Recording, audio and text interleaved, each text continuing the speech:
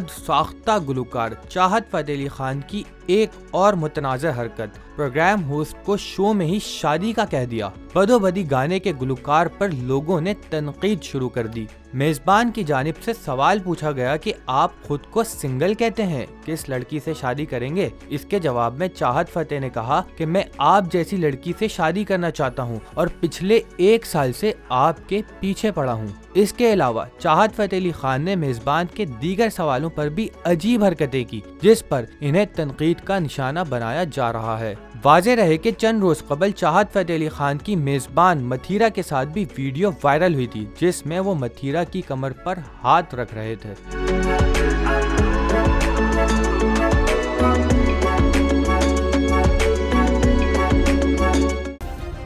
Subscribe करें और bell दबाएं ताकि कोई खबर रह न जाए।